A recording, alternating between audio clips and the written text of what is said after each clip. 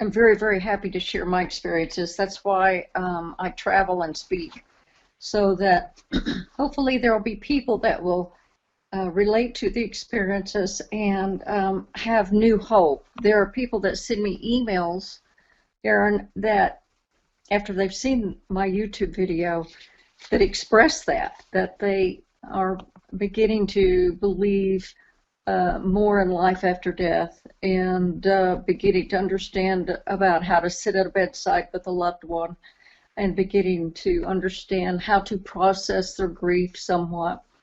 So it's a huge, huge honor to be involved in anybody's life in that process. Mm.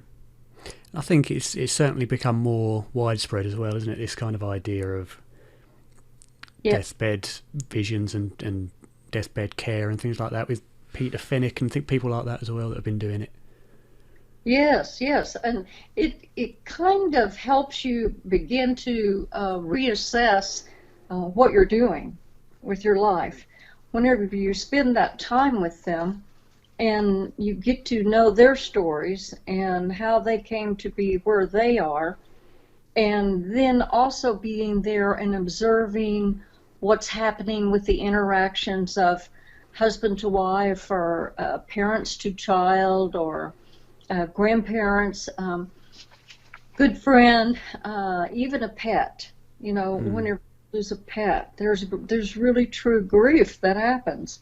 And so this is a wonderful gift in a sense, in that it helps us to understand more about appreciating life. Yeah, that's right. I mean, our little dog, Ty, one of them, he's 14 now, and he's approaching that kind of area. He's just had his fifth or sixth bout of gastroenteritis, which at his age isn't good. So we're definitely approaching that sort of time with Ty. So that's going to be forthcoming, all the grief that goes with that. And people don't understand that the death of an animal is just as, if not more, hurtful than Yes, the death yes, of someone. yes, definitely. We just lost a Jack Russell Terrier that was 14, Hmm. and he was by my side all day, every day, whenever I was home. We were very, very close, and it was hard, and I did cry. Certainly did have grieving going on. But that's another thing that these patients have taught me, and their families, is that it's a gift. Even though it's hard, it's a huge gift whenever we are able to come together and walk with, or stand alongside with, those that are getting ready to make that transition, and the family and loved ones that are there, and then also the pets, because the pets are very connected to this soul as well, and to honor their grief. They have real grief Hmm. whenever they lose whoever has been their caregiver for many years. So it's life. They teach me is just uh, constantly learning. It's not like you've got it all figured out. And after one experience, you learn from each experience that you have, whether it's a love relationship, a work relationship, or patient and doctor, or patient and nurse. All of them, everything that we experience in a day where we're interacting with someone or some animal is teaching us on some level. Hmm. And I think we could certainly learn a lot more from animals and children than people give them credit for, Yes, because they're more pure, less conditioned, I suppose, than we are. They can yes, see things more plainly. right. They don't seem to have an agenda. No, They just that's show right. up with Yeah. the pure um, desire to communicate or Mm. relate or play. Yeah, that's right. Yeah, that's what life should be about. I think fun, not quite so serious as people unfortunately seem to make it. So, Yeah. are you still a palliative care nurse, or were? No, no, No. I'm retired now, and what I do is just go visit people. People will call me and say, Becky, could you come see my mother? Would you be able to um, sit with us, or just observe what we've been taught? I was with a family last week, and I've known them most of my life.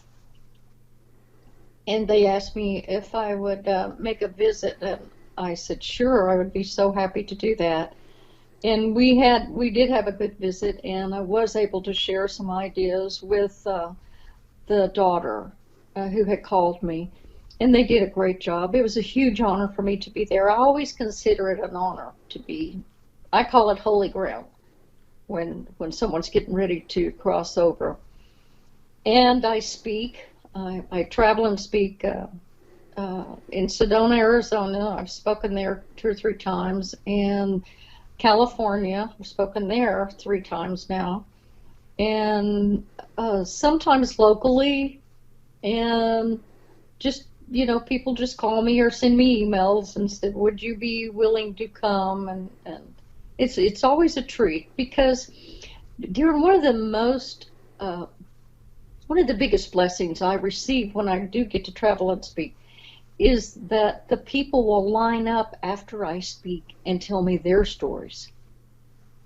So, a whole new book probably could be written just from those experiences. Of course, there's not time to sit down and write them down, but my gift is just being there and just being able to hear the story.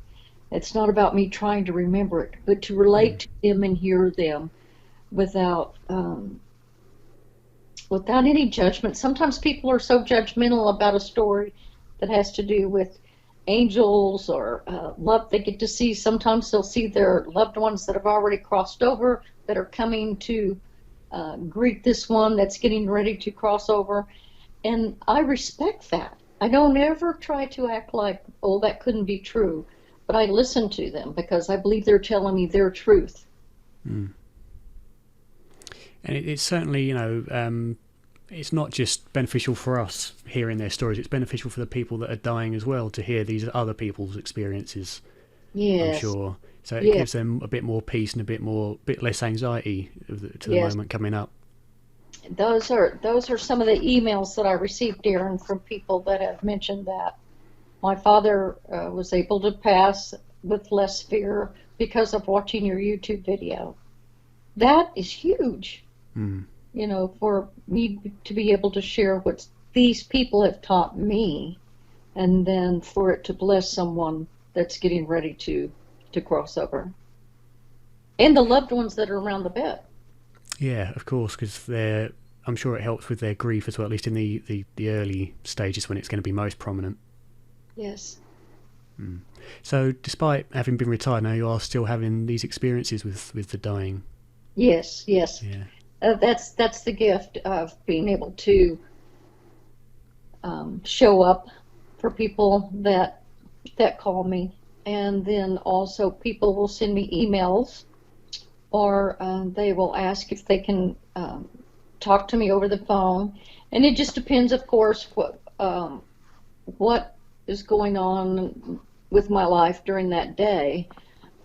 But most of the time, I'm always able to visit with someone, even if it's just for a few minutes. I think a lot of people need just validation of, am I doing this right? Am I taking care of my mother, doing all that I should be doing? Or they will ask me about, what do I do? How do I tell my child? How do I let them be involved in their care? Or should I keep them from being around this too much? So there's just all kinds of questions, and I don't pretend to be an expert. I listen to the questions and then share with them my experiences. And I also encourage them to read books and talk to chaplains, talk to a hospice, talk to whoever they feel most comfortable with, and especially someone that's close by. Hmm. So what are some of the most prominent experiences that you've had that have kind of affected the way, because I'm sure at this point you're not afraid of death anymore. I'm guessing that because that's usually the case. Yes. No, I'm not afraid of dying. Now, it's not like I'm wanting to die right now, but No. that time comes. I I do not imagine that I will be fearful at all, and hopefully that would help my loved ones with me. But my favorite story, I was working in Tulsa, Oklahoma, in a hospital, brand new hospice, and I went to see a patient. He was just adorable. He didn't live too far from Tulsa, and he was a minister, and he lived in this precious little house that was next door to his church. And the house was rather old, many years old, and it had a big picture window, is what they call it, in the living room. And his hospital bed was up against this window where he could see his church over to one side and then a big oak tree that he loved on the other side. And he was not afraid. He said, Becki, tell me how this is going to happen. Tell me how I'm going to experience my dying process. And so we would visit, but his wife didn't ever want to hear, and she'd run off to the kitchen. So I did get the call one day, and they said, we think he's about to die. And I said, try to remember everything I've taught you. Go get your neighbor so she can be with you, and I'll be there as soon as I can. And when I got there, the neighbor ran home, and his wife ran to the kitchen. But he was sitting in a recliner across from his bed, and he was about as blue as his blue recliner. He was changing colors fast. And he said, Becki, can you get me in my bed? And I said, yes, sir, I can. And I picked him up, and I got him into bed, and I crawled in behind him and was holding him up so he could breathe better, because he was agonal. He was really, really searching for air. And I had my fingertips on his shoulders, and he tapped me, and he said, Becki, did you see them? And I said, no, sir, tell me what you're seeing. And he raised his head up, and he was looking towards the ceiling, and he said, sweetheart, the angels are here now, and they're all along the right side, and they're all along the left side. And he said, Becki, I have to go. And he raised up his right arm, and he said, my Lord and my God. And he fell back against me and took his last breath. And I just sat there for a couple of minutes. His wife finally came back in. She was calmer than she had been, just seeing him at peace. But that, to me, was one of the most special experiences I've ever had, because he just described how the ceiling opened up and there was heaven. And I can see it's still as emotionally touching to you now as it probably was then. Yes, it still does. It still does. And he's one of the first people I hope to meet whenever I get there, to thank him for allowing me to be in that conversation with him that day. Huge honor. So does that kind of vision happen commonly amongst people that are dying? It does. It does. There are many stories that have been written about people that are sharing. Some people have family members come, and some people will even talk of seeing their pets, and some people. Oh, that's good. Yeah. Yes. There, in fact, a lot of near-death experiencers have spoken of seeing their pets in the tunnel. You know, sometimes they'll say, I saw my dog, or I saw my cat, or whatever, canary, whatever. And that blesses people like me and you, who are so attached to our pets, is that I'm old, and so I've got a bunch of them up there. Been through many pets. Yeah, it's a shame they can't live as long as us, isn't it? That's the worst thing about having a pet. Yes. And the dog that we have right now is 14, the one that's left since the other one passed. And all of my pets have been rescues. I found her on a country road many years ago, and brought her home after I took her to the vet and had her checked out. And my husband has asked me, he said, do you think you want to get another pet after Lady passes? And I said, I'm not too sure that's a good idea because of our age. Someone would have to take care of them after we passed. It could be that I'll live to be 90-something, but I don't know. So I just trust that if it's meant to be, it'll come. Be. The pet will find me. And we'll just go on day to day right now as it is. Yeah. I mean, I'll be incredibly sad when my little Ty goes because I've got a fur allergy, so I can't have. And I've always loved animals, dogs, cats, rabbits, all sorts of animals, and I was never able to have one because of my allergy. So we found lucky that Ty, being a Schnauzer, he doesn't give off dander as much, which is what I'm allergic to, the skin Oh, particles. So yes. when we got him when I was 11, that was like a miracle Wow. because I'd never thought I could have a dog, and it turns out that there are plenty of breeds we could have. So that was, and I've obviously loved him. I've never had brothers or sisters, and he's very, very, very close, if not just the same as having a brother or a sister. Yes. Yes. And he's like my mum's second child that she could never have. So when he goes, we're going to be both broken. Yes. But yeah, it's nice to hear, and I've heard from a few people that pets are there to see us as we go as well. Yes. So There's so many people that say that. that's good. Yeah, and I interviewed a medium recently, Marie, who also said that plenty of pets come through. It's not unusual, which is strange because I know the works of Dr. Peter Fenwick. It often states that there aren't many that come and see. I don't know whether he's just had spoken to different people, but yeah, I like to think that they will be, and I don't see any reason why they wouldn't be. Yes. So the visions that people have, is it commonly angels, or do the people see, because I know a lot of these things seem to be based on the person's religion or background. A lot of people will see angels, some will see just spirit beings, some will see something else. Family, yes. Family. Those are my experiences, but see, I live in northeast Oklahoma, and which is a very religious area, and so that is the most common that I've noticed, whether they're Baptist or they're Pentecostal or Catholic or whatever, that these people are the ones that share with me and my experiences, loved ones, and then or angels, or and some have seen, speak of seeing Jesus, and that's the most common. Pets and family members and Jesus and angels, all of that. So I never try to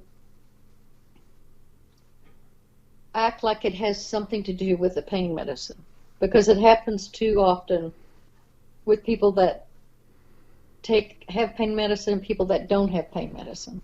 So I respect each person's story, and I feel quite honored, to be able to hear it. I mean, I've read many near-death experience accounts and research and things like that, and the stories are remarkably similar, and they occur, as you say, on medication, off medication, sometimes not even in a death, close to death state. During, people can do it at will, can't they, with out-of-body experiences and things like that, and they experience very, very similar things. And unfortunately, people say it's anecdotal, that dismiss it, which I think is a shame. My brother had a near-death experience a year before he passed. Would you like to hear it? Mm-hmm. He was receiving chemo and radiation for lung cancer that the doctors told us when they found it that it was the worst kind and that they couldn't save him. And these were some of the doctors that I had worked with years before, and they said, Becki, we cannot save your brother. We can buy him some time, but the radiation and chemo is going to be really rough. This is rough stuff for this type of cancer, because your brother's cancer is all up in the top part of his lung and all around his aorta. It's all over the place.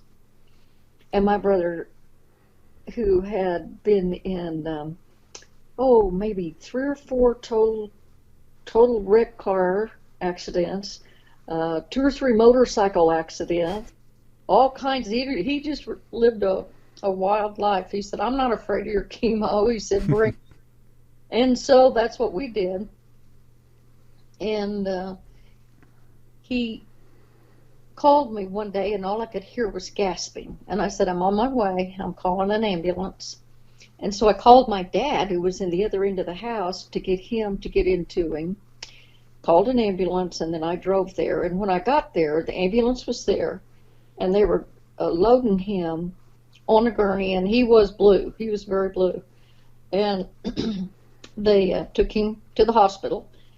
And when I got there, a few hours later, the lady that was taking care of him, doing most of his care, she was a nurse practitioner that I've known for years, and she said, "Becki, your brother's in bad shape.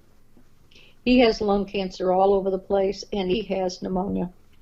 So I don't know that there's a lot we can do for him. He needs to be in Tulsa." And so we got the word that there weren't any ambulances available, and I put him in my car, and I held his IV with my right hand, had the x-rays in the back seat, and was driving. No, x-rays are, let's see, driving. Anyway, I was driving and holding x-rays and IVs and all this stuff. Got him there an hour later, got him admitted, and a couple of days later, he said, when I got to take him home for the first time, he said, "I about died in the at the house that night before you got there." And I said, "Well, no kidding, you were purple when I got there." He said, "No, you're not listening to me. I about died." I said, "What happened?" He said, "Well, I was choking and I was choking and I was choking, and then all of a sudden I was out of my body, and I could see in this, I was in a white misty area, and our mother, who had passed away just a few years before, was approaching him on his right side, and then on the other side was his best friend who had committed suicide just the year before. Both of them," he said, "looked healthy, wonderful, smiling, coming towards him." And he said, "But I knew what was getting ready to happen." And I said, "Please, please, please, I need just a little bit more time." And our mother said to him, "Then breathe, son, breathe." And he woke up on that gurney. He said, "What do you think about that?" And I said, "Well, what do you think?" He said, "I think she bought me some time." And we had a year. So another year. yes, it was a rough year. It was rough, all that radiation and chemo. But he was tough, and he wanted to be here. And he got to make peace with his ex-wife and his kids and grandkids. And it was really, really good, a good thing. And he and my dad bonded a lot closer too. So it was rough, but he got that extra. I mean, a year is a very good length of time for something like that as well. Yes. I mean, there's so many near-death experiences similar to that, where they will float outside the body and find themselves in a. I think Jan Holden. I think it's Jan Holden calls them trans. I can't remember. One of them's a material NDE where they see things, and the other one's a trans. Something transcendent, where they go somewhere else into another dimension or whatever you want to say. Yeah. It sounded like he had something like that, where he went off and saw his mother and Yes, and he's yeah. Yeah. And it's interesting. Well, I think the huge gift to me and the surprise was that he told me, and that that he would tell anyone that. So his blessing blessed me and so many others. And that's the last chapter in my book. I titled it "My Brother's Keeper." So that hopefully the stories that I put in there will help others have hope. I'm sure they will, especially people that are maybe approaching that kind of either age, or if they're ill and they're approaching that time. Yes, there are. I'm sure you can imagine, but there are so many emails that I get because of that YouTube video. I think it's got like 1.9 million hits on it now. And it's not because of me, Darren. It's because of the stories. And the people that have new hope, or the people that have wondered about what's going to happen and how's this going to be. So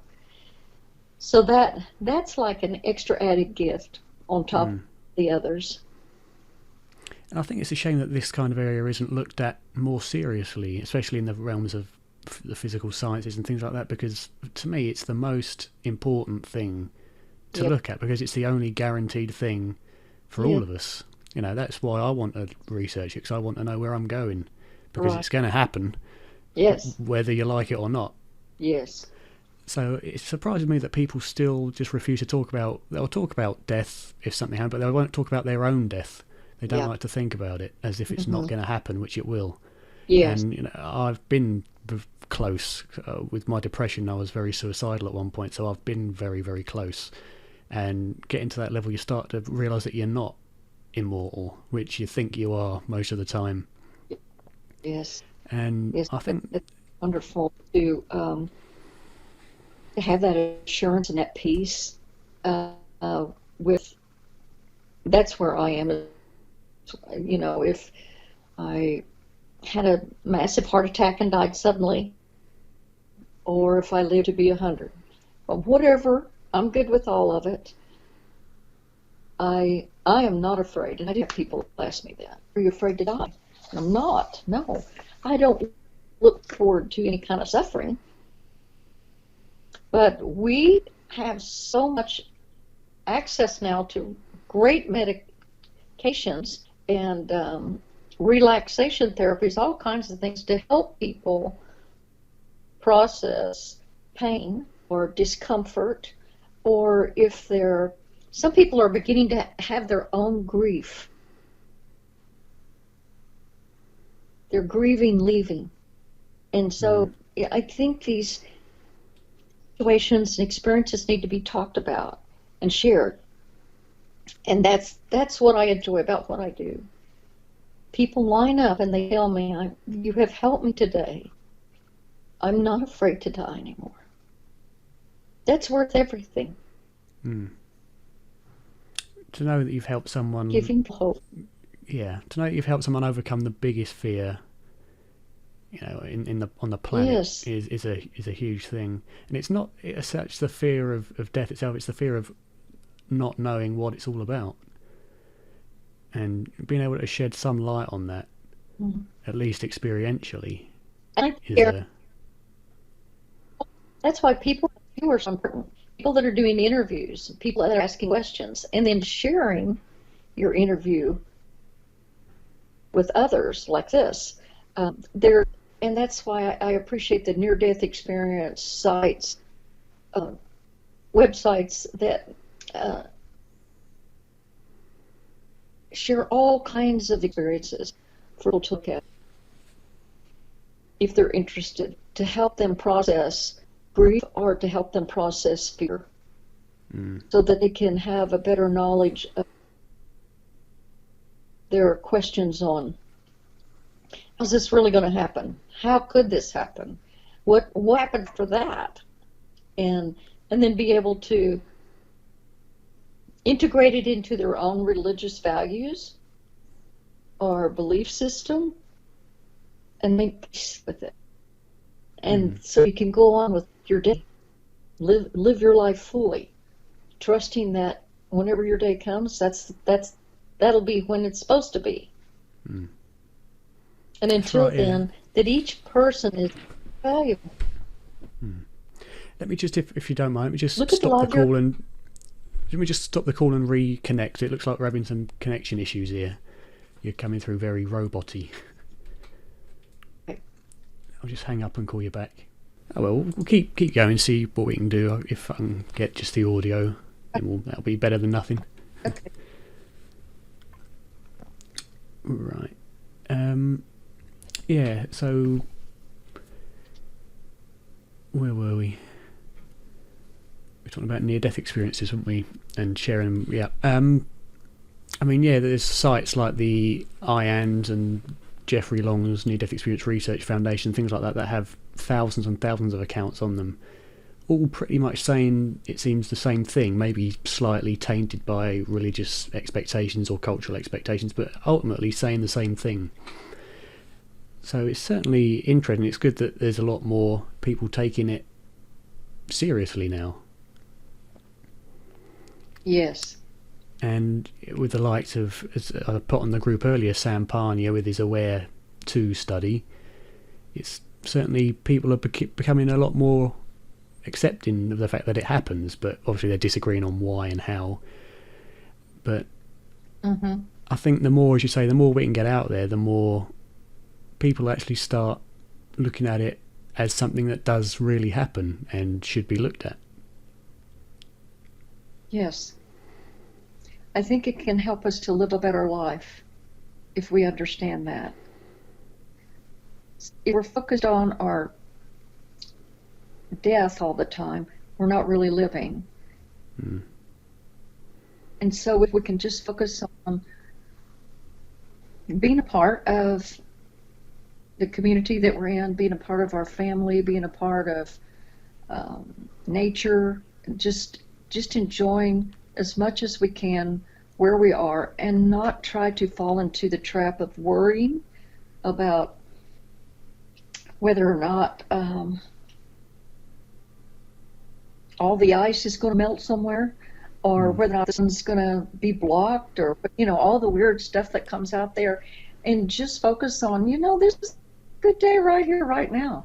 Or if it's a challenging day, knowing that it won't always be that way. The challenges won't be overbearing forever. And that one of the best gifts that we can give each other is in being present to one another, to really and truly look at your surroundings when you're like in a grocery store, or you're in a department store, or you're in a car lot looking for a new car, just to be aware of people and be kind. I think being kind is one of the most amazing things that we can give humanity and animals. Yeah, and it certainly seems to be lacking. And not be so. Yes, to be a person that's approachable, and to not look on people that are having a hard time with judgment. I think it's good for us to for some of the stories, the parables, that remind us that you may not always know who you're looking down upon. What if an angel?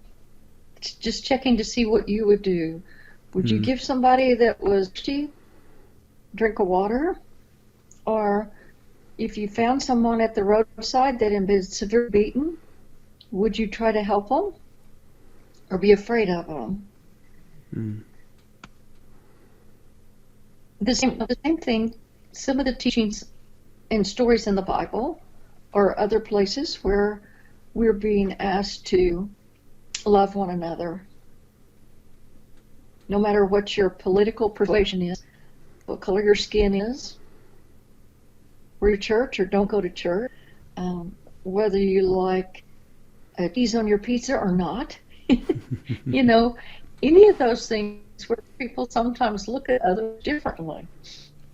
There's a lot of people do segregate each other for stupid reasons. I mean, especially over on your side of the water, especially with the likes of the political issues going on with Donald Trump. It's either one side or the other, and if you're not on my side, you're an idiot. And it's a shame that it should be like that. And it does cause. There's been violence that has occurred over it, and it's such a shame, because why does it matter? Yes, really, exactly. Whether you like him or not like him, he won't be there forever. And it's not worth losing a friendship or a family member over. So, I don't jump in on those conversations too much.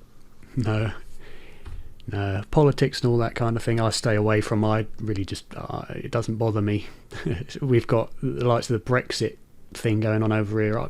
I don't care either way. But people are so harshly critical of both sides.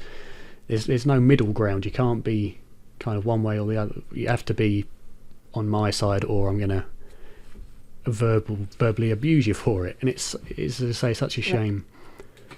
So these visions that people have that you've witnessed, do you believe that they are genuinely seeing what they're seeing, or do you believe that it's some form of they're hallucinating as they're getting no oxygen or the drugs that they're on? I believe them unless they have a reason not to.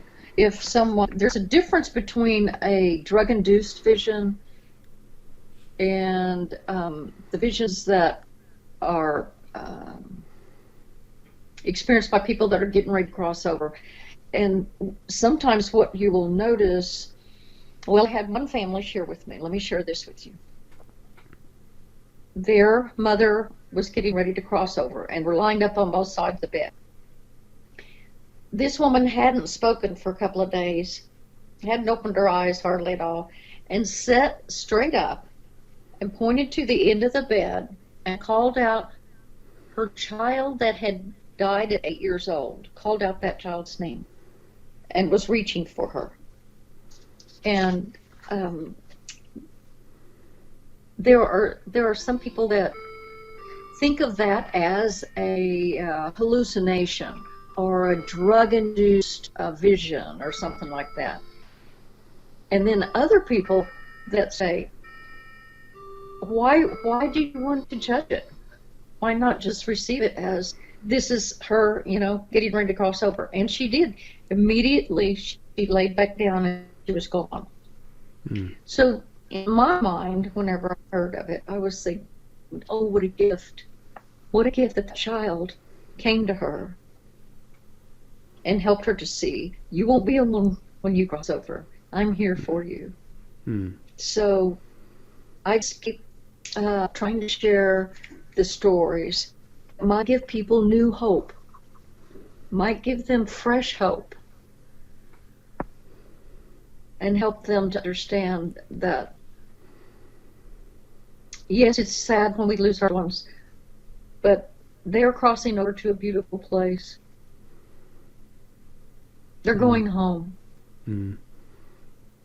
And I guess as a result of what you've seen, you think that they are indeed, as we say, crossing over somewhere else, instead of just they see these nice things and then bang, gone. You think that they are, in fact, crossing over into another form of consciousness, I suppose, or heaven, or whatever you want to call it?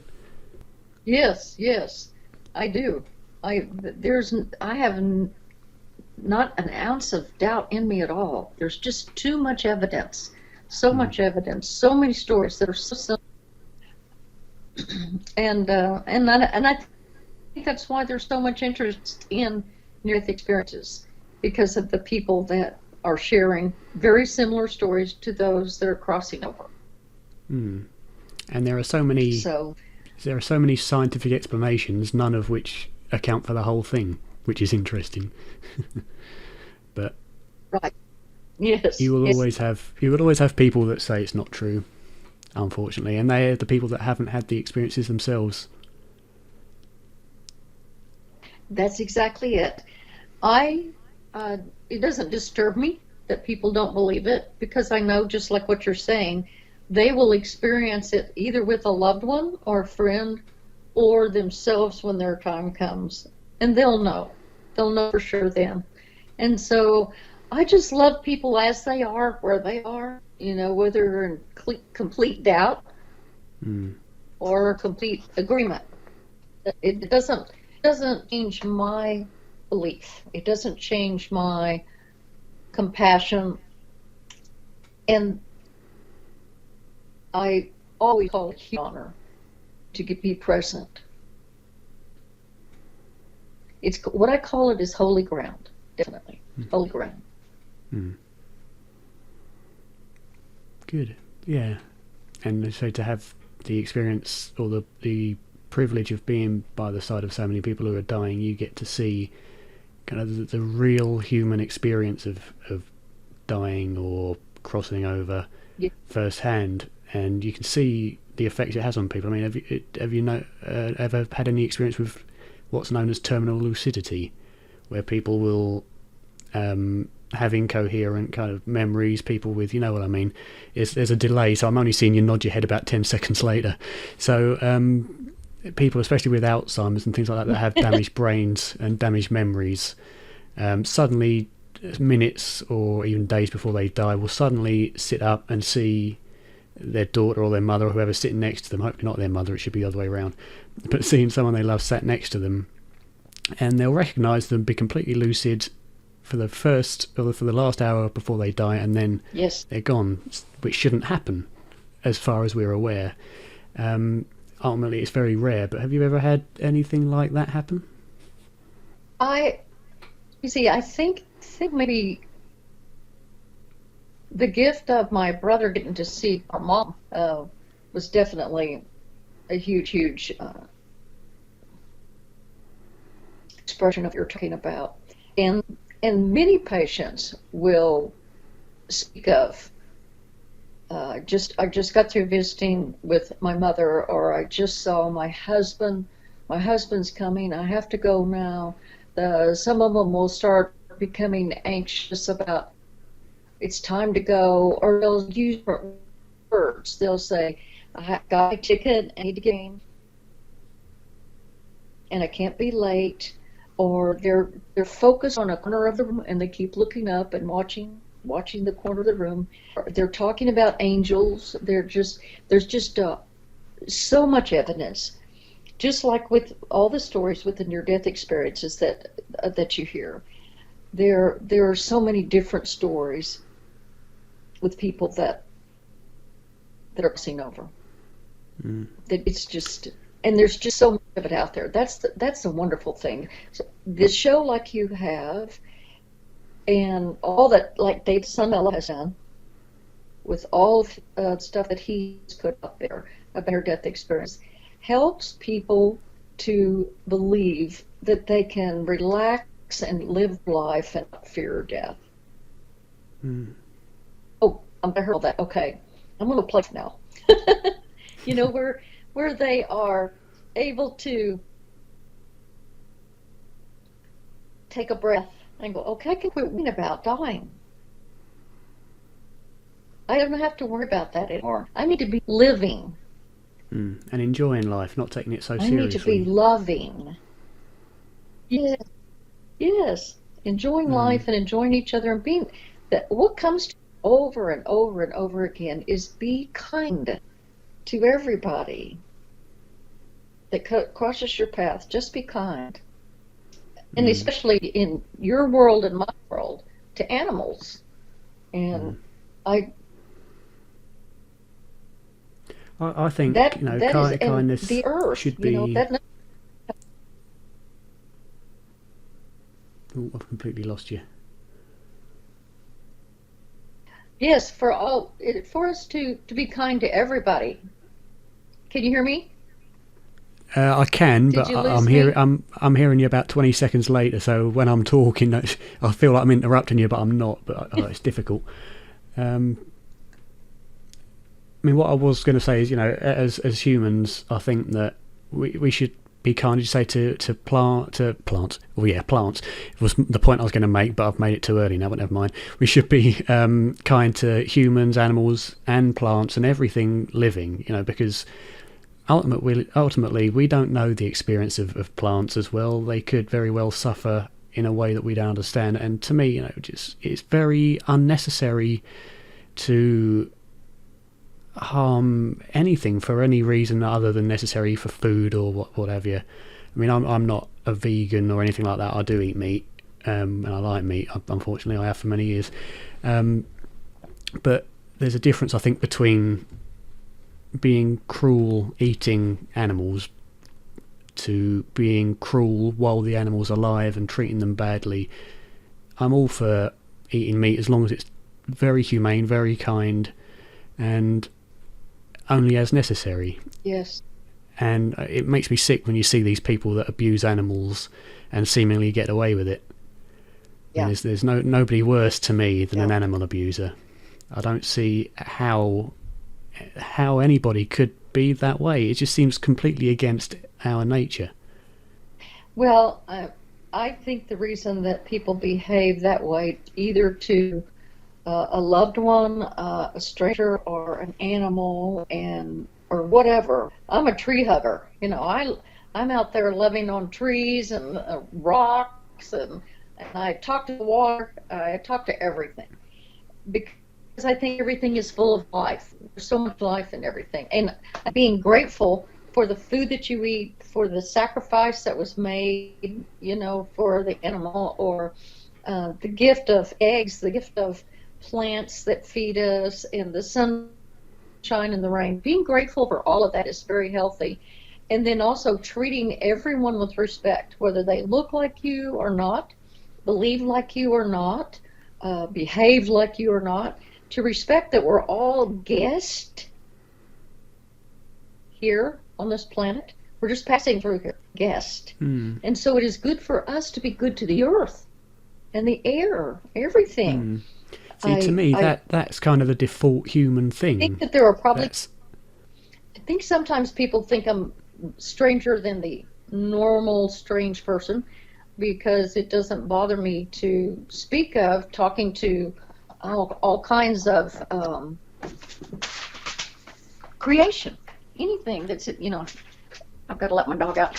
Anything. I talk to the stars and the planets, and I'm really grateful for the sunrise and the sunset, and a rainbow gets me real excited. All of it is it's just wonderful to be able to enjoy. Yes, there's days when it's going to rain. Yes, there are days whenever you're going to see a tree die. And yes, there are people that abuse land, property, or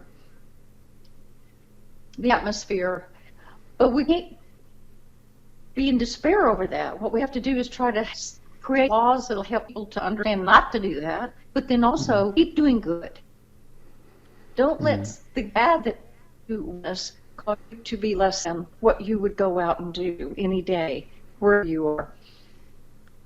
And I think, just like you said, being grateful, like by flowers that you tell, you say thank you for these flowers that were grown by somebody, somebody that plowed a field, somebody that sowed the seeds, somebody, the rain came, and then the people that are gathering up the fruit or the flowers or the grain or whatever. There's so much involved before it arrives to us that we can be grateful for. Gratitude is good for the soul. So good for the soul. It keeps us in a healthy state if we're really, really grateful, and we express that. Right now, I live, in a small... Go ahead. Sorry. I say one thing that really did surprise me, kind of from an experiential point of view, that made me really look at it was something very simple. I was in a supermarket and a woman was struggling to get something from the top shelf. Being 5'10", I could get it, so I just offered to grab it for her and gave it to her. And she said thank you, and that just something as simple as that makes you feel incredible. 50 times better than if you were to receive something from somebody. If someone was to give you a present or something, giving something to somebody feels so much better, and it seems very counterintuitive, but that's the nature of the human being. And unfortunately, it seems that people have seemed to evolve in a way that hides that. Yes. I think what your show will do will maybe help people to understand the gifts that are for them, and that the gifts that they give are above and beyond all that they receive.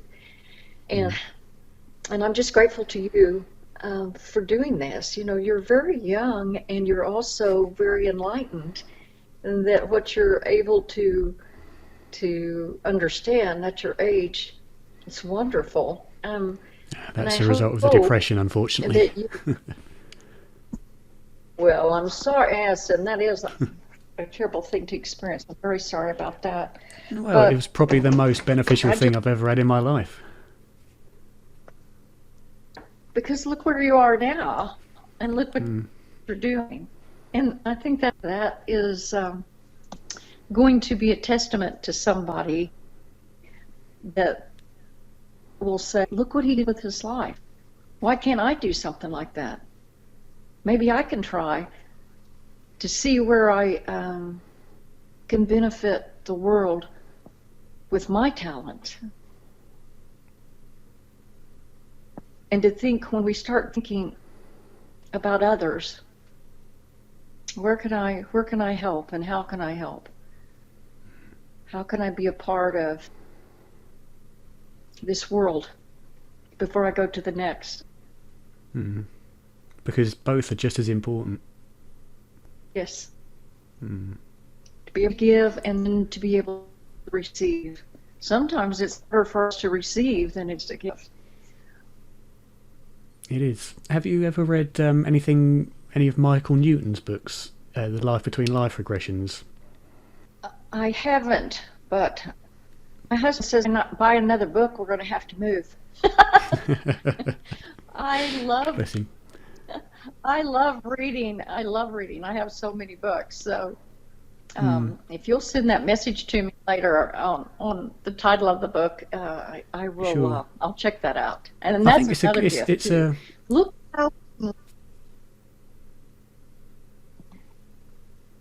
Oh, No, this delay is horrible, isn't it?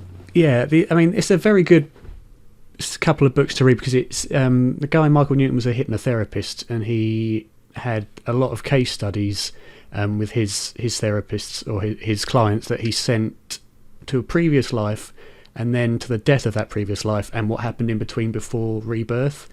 And again, thousands of cases that all corroborate, and it gives a very, very good example of what, or a very, very detailed visual explanation of what occurs. And it does indeed show that, the learning and everything does continue. It's not like you can die and then everything that you've done is forgiven and you live eternity. That doesn't seem to be how it works. It seems that you continue learning, you continue growing for lives and lives and lives and lives, even in between those lives. So I think that's kind of a good way to look at it, because then everything you do in this life is incredibly important for the next life and the period in between, where you kind of are able to rest and relax and prepare for the next time and reflect on everything you've learned. And I think they're two very good books. It's Journey of Souls and Destiny of Souls. I'll send you a link to them, but if you're interested in that sort of thing, it's very, very, they're the two good books to look at. Yes, in fact, I think I have Journey of Soul in the library, and I do sort of remember reading it. I don't remember what year it was, but yes, I definitely believe what you're talking about, and I'm hopeful that more and more people will be able to read and understand this, because some people fear death because they think that's it, that it's all over, after. But no, there's much more. There's much more. There's been much more before this life and much more after this life.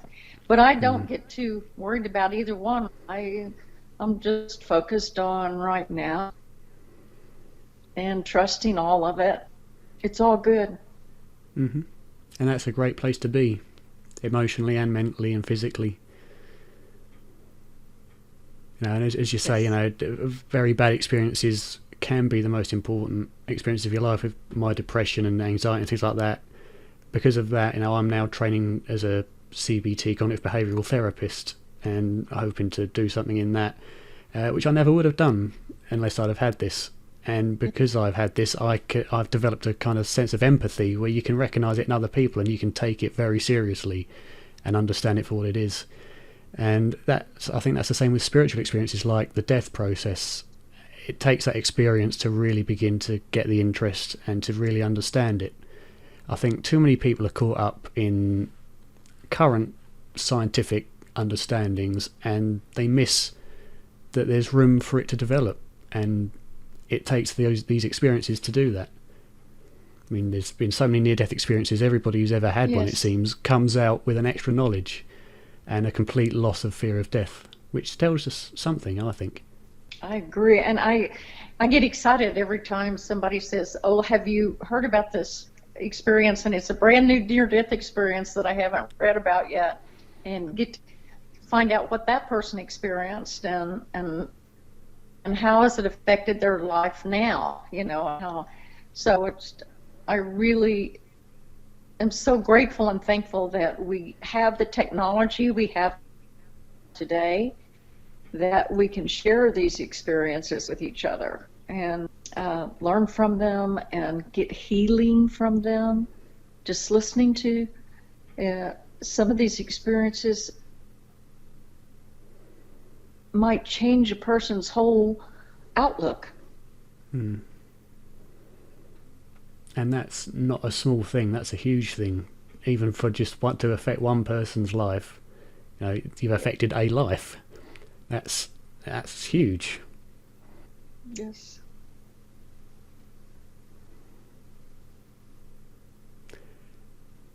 I think we've about covered everything, haven't we? I was just thinking the very same thing. I said, well, I think we've about covered everything. Yeah. I don't think there's any further we can go. Okay, brilliant. Well, I appreciate you coming on, Becki. Thanks again for sending me your book. I do appreciate that. It's a very nice gesture of you. When that arrives, I'll get into it as soon as I can. You're so welcome. You're so welcome. And thank you. It's an honor to know you, and I'm so proud of you. And keep doing what you're Thanks, doing. I appreciate it. Stay in touch. Brilliant. And what's the name of your book? I'll post a link to it. Yes, my book is Transitions, a Nurse's Education About Life and Death.